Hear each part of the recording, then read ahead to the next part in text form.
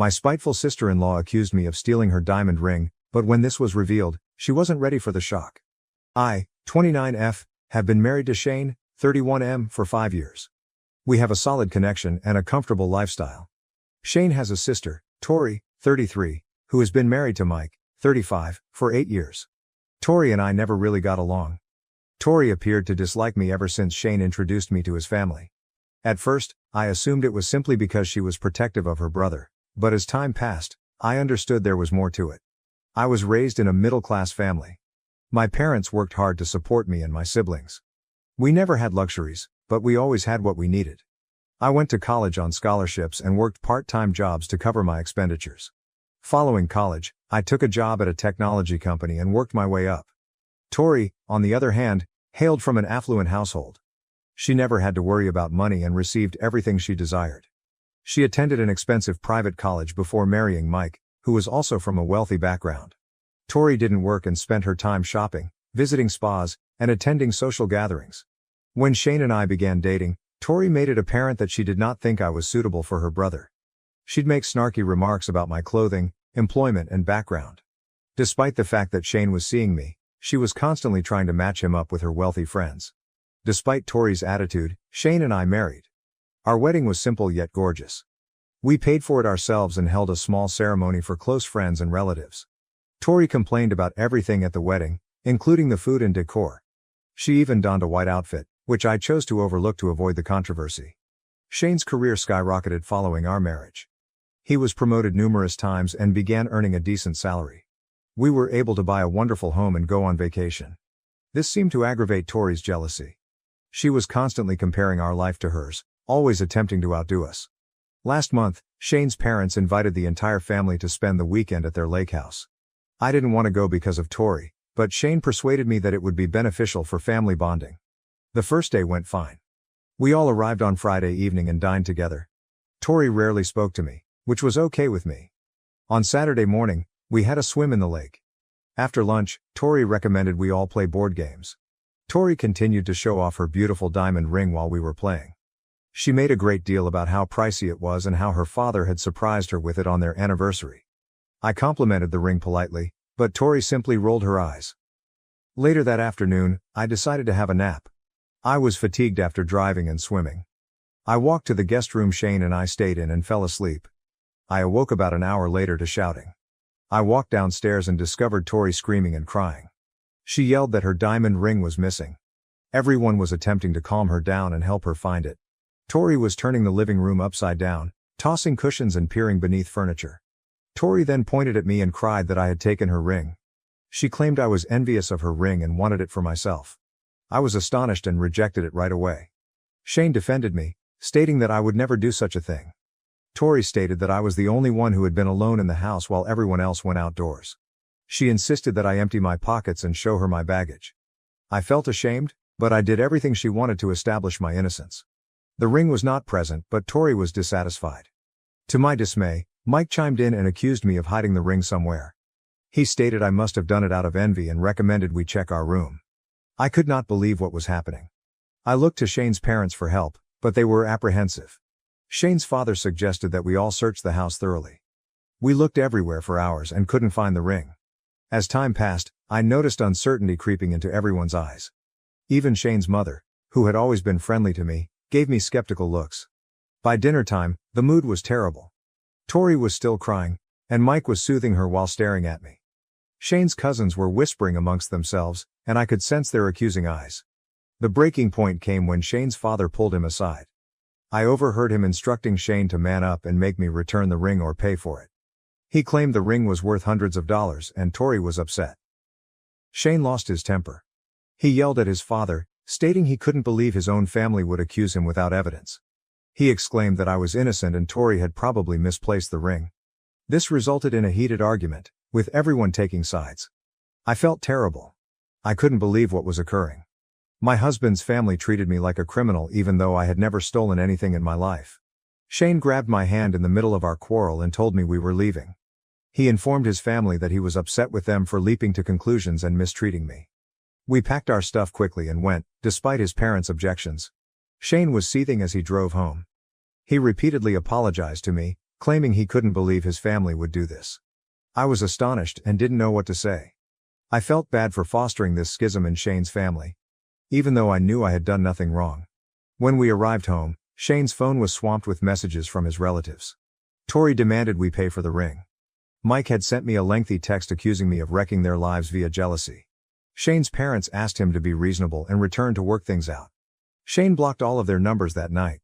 He said he didn't want to speak with any of them until they apologized to me, but I could tell how much this was hurting him.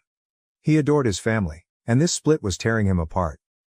A week has gone by, but the situation has not improved. Tori has been posting on social media about how I took her valuable anniversary gift. Some of Shane's extended family members have contacted us, encouraging us to do the right thing and pay for the ring to maintain peace. I am at a loss. I know I didn't take the ring, but I can't prove it. Shane trusts me, but I can see the toll it is having on him. He has lost weight and is not sleeping properly. He's even thinking about changing careers so we can relocate to another place and escape all of this stress. Part of me wonders if we should just pay for the ring to put this all behind us, but it's a lot of money, and more importantly, it would be admitting to something I didn't do. I'm afraid if we give in now, Tori will keep this over my head forever. I never wanted to come between Shane and his family. Regardless of our differences, I hope Tori and I would eventually get along. Now it appears that will never happen. I do not know what to do. Should I maintain my innocence, even if it means Shane loses his family? Should we pay for the ring to maintain peace? How can I prove I didn't steal something when there is no evidence either way? This entire affair has been a nightmare. I've lost sleep, can't concentrate at work, and am constantly anxious. Shane swears he'll always support me, but I can tell this is causing him pain as well. So Reddit, should I admit to stealing a ring that I did not take or pay for? How would you handle my situation? How can I resolve this situation without jeopardizing my integrity? Update. It's been 3 months since my previous post, and a lot has happened. I never anticipated things to turn out the way they did, but I'm glad the truth is now out. 2 weeks after the incident at the lake house, Leah, Shane's cousin, called me. She stated that she had some information about Tori's missing ring and wanted to meet me in person. I was hesitant at first, but Leah argued that it was necessary. The following day, we met in a small cafe. Leah appeared anxious and kept looking around, as if she was frightened someone would overhear us. She informed me that she had heard something unexpected from Angela, Ethan's girlfriend. Ethan was Mike's best friend. Angela told Leah that Mike had removed Tori's ring. Mike and Ethan had apparently entered into a business deal with a loan shark. They borrowed a significant quantity of money, but instead of investing it, they used it all to gamble and party in Las Vegas. When it came time to repay the debt, they were broke. In desperation, Mike took Tori's ring and sold it to help pay off the debt. He then used the family gathering to stage the ring's disappearance and blamed me. I was stunned. I couldn't believe what I heard. Part of me was happy that I wasn't insane and hadn't taken the ring, but another part of me was angry and upset that Mike would do this to his own wife and then blame me for it. Leah stated that she did not know what to do with this information. She felt bad for keeping it a secret, but she was frightened of causing additional family problems. I thanked her for informing me and told her that I would handle it responsibly. When I arrived home, I told Shane exactly what Leah had said. At first, he was skeptical. He couldn't believe his brother-in-law would do anything like this, but as we discussed it, things began to make sense. We remembered Mike's uneasy demeanor throughout the ring incident and how quick he was to accuse me. Shane decided to do some digging. He began by contacting some of Mike's old college pals and discovered that Mike had a gambling history that he had kept hidden from his family. Mike's acquaintances reported that he had recently been in financial problems. Then Shane hired a private detective. It took some time, but the PI eventually tracked down the loan shark from whom Mike had borrowed money. The man acknowledged that Mike and Ethan had taken out a loan and had recently made a partial repayment with a diamond ring. Shane was infuriated. He wanted to face Mike right away, but I advised him to acquire additional proof first. We didn't want this to become another situation in which our word was against theirs. Shane labored tirelessly for weeks to develop a case. He obtained bank statements that showed big transactions from Mike and Tori's joint account around the time of their Las Vegas trip. He discovered credit card statements containing charges from casinos. He even obtained security camera footage from a pawn shop showing Mike selling the ring. Shane convened a family meeting after we had collected all of the evidence. He assured everyone that they were going to talk about the ring issue and try to move ahead as a family. Tori and Mike consented, possibly believing it was an opportunity for me to finally confess. I was quite nervous on the day of the meeting. Shane's parents hosted it in their home. When we arrived, everyone was already present. Tori gave me a chilly glance, while Mike avoided eye contact entirely. Shane began by thanking everyone for coming.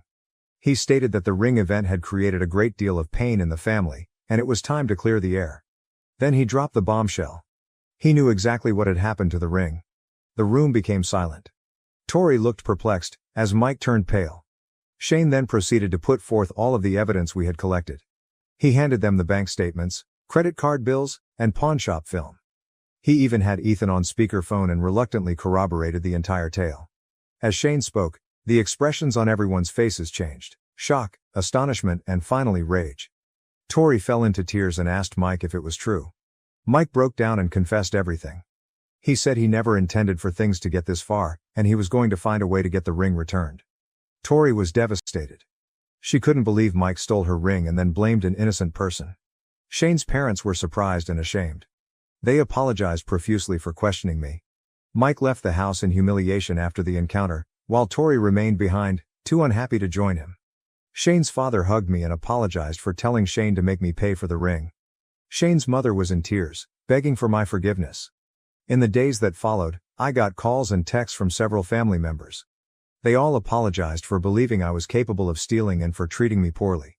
Some others brought flowers or gift baskets as peace gestures. Tori called me a week after our meeting. She apologized for blaming me and for all of the hurtful things she had said and done over the years. She revealed that she was always envious of me and my friendship with Shane. She announced that she was seeking for divorce from Mike and asked if we could start afresh. I was cautious at first, but I could detect genuine guilt in her voice. I told her I forgive her, but it would take time to regain trust. She understood and expressed her willingness to put in the effort. Mike moved out of their home and into a modest apartment. When his boss discovered the gambling and loan sharking, he was fired. Last I heard, he was going to Gamblers Anonymous sessions and trying to change his life. Shane and I had lengthy discussions about all that had happened. He felt bad about not believing in me more passionately from the start. I informed him that I realized how terrible the situation had been and that I valued his assistance throughout. We also talked about how we would handle our relationship with his family going ahead. We decided that while we would attempt to preserve positive ties, we would be more cautious about becoming involved in family issues in the future. The entire event drew Shane and I closer together. We discovered how strong our friendship was and how we could count on each other even when others doubted us. It also made us understand the value of trust and honesty in a partnership. Tori stuck to her word about trying to better our friendship. She began inviting me for coffee or lunch, just the two of us. At first, our chats were awkward and stiff, but we eventually discovered common ground. She spoke openly about her vulnerabilities and the pressure she faced growing up in a rich family. I told anecdotes of my own challenges and how I started my career from nothing. Things gradually began to shift. Tori stopped making nasty remarks at family events or attempting to outdo me. Instead, she was nice and even defended me when some of my more distant relatives mentioned the ring incident. Shane's parents went out of their way to make me feel comfortable and included. They would frequently call to check on me and ask us over for dinner. Shane's father even sought my guidance on some business things, claiming he valued my opinion. The ring was never recovered. We found out the facts after the loan shark had already sold it.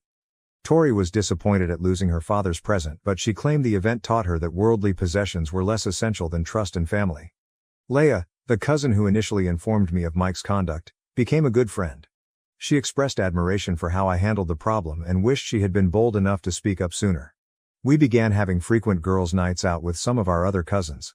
The incident also influenced how I perceived myself. I realized that I had always felt nervous around Shane's family because of my history, but standing up for myself and revealing the truth gave me greater confidence. I knew I had earned my place in the family through my own efforts, not because of wealth or prestige. Shane and I had a lengthy talk about boundaries and family dynamics. We agreed that, while we would retain contacts with his family, we would be more aggressive about our own needs and boundaries. We also decided to begin seeing a couples therapist to work through some of the remaining stress from the entire experience. In an unexpected turn of events, Shane's company offered him a promotion that required us to relocate to another state. After considerable contemplation, we decided to take it. We saw it as an opportunity for a new beginning away from the lingering unpleasantness of the ring affair. We received different reactions from our relatives when we announced our decision. Some were saddened to see us leave, while others recognized our need for space. Tori, in particular, appeared unhappy, but stated that she supported our decision. She pledged to continue working on our relationship long distance. As we packed up our house and prepared to leave, I thought about everything that had happened. The false charge, the family turmoil, and the discovery of the truth. It all appeared strange. I never knew that a misplaced ring could cause so much havoc while also leading to so much personal progress. I learned significant lessons about advocating for yourself, gathering facts before making accusations, and the power of forgiveness. I also learned that family dynamics are complex and that it is acceptable to establish limits, even with kin. Shane and I are enthusiastic for our new journey in a new city. We're excited to start a new life free of the shadows of previous family dramas. We intend to visit during the holidays and stay in touch, but we also want to build our own customs and social circle. Tori and I had a rather emotional last talk before the relocation. She thanked me for giving her a second chance and promised to be a better sister-in-law and friend. She even joked about visiting us in our new city to show that she could have fun without her nice clothes and pricey jewelry. Looking back, I could not have imagined how things would turn out when I published my first post. Life has a tendency of shocking us, and the truth can be stranger than fiction. While I wouldn't wish the experience on anyone, I am happy for the growth and adjustments it has brought to my life and relationships. Thank you for watching. If you haven't subscribed yet, please do so and hit the notification bell to stay updated with more shocking real-life stories happening around you.